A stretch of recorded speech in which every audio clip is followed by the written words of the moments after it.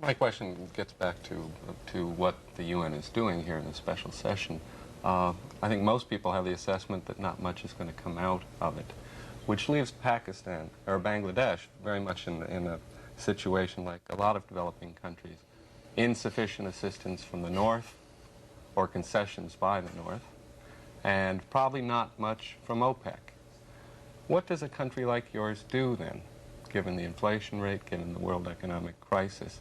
And if you could also follow that up on what do you tell the world in terms of the things you are doing to meet your own energy needs within Bangladesh? Good, I think that's a very good question. It's a very difficult problem, let me tell you. But this should not dishearten us. There should be less of pessimism and more of optimism, and we should move forward and negotiate, carry on with the dialogue, talk, and find out formulas which could bring better results in this. As far as we are concerned, we are not sitting idle. We are developing our natural gas, and we have sufficient natural gas. I think in the near future we are going to sort of bring gas under more utilization.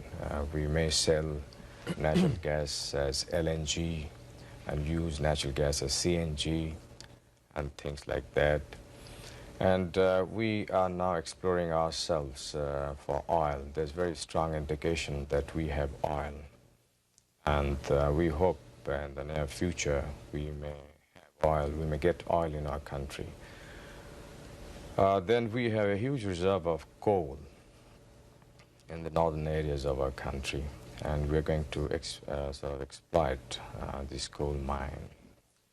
And we're working also on other form of energies to meet our present requirement and also the future requirement. But as time is passing, our own energy requirement is also increasing. So coming around that we got to do something so that the least developed countries do not come under so heavy pressure as a result of the increase in the price of oil. Because we really don't have the means to buy oil at such high rates, yet we need oil for our development. Is the oil deposits that you have indications of, are they anywhere near this line of demarcation of the continental shelf with India? Because there are some people, perhaps not well-wishers of either India or Bangladesh, who would like to see a kind of dispute coming up on this. I find your questions are one track, however. You see, we are looking for oil on the land. We have brought now our own rigs, and in a few months' time we would be drilling for oil on the land.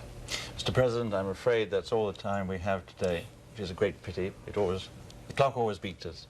President Zayer, we have to close the show, but we want to thank you for being with us today to answer our questions on this edition of World Chronicle. Our guest has been Zayer Rahman, the President of the People's Republic of Bangladesh.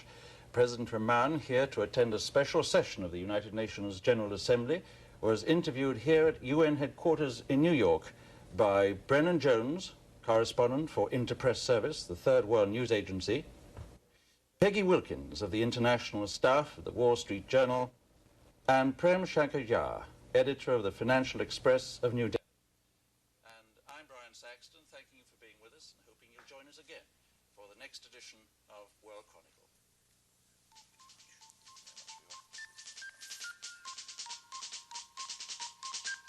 Transcripts of these interviews may be obtained without cost by sending a stamped self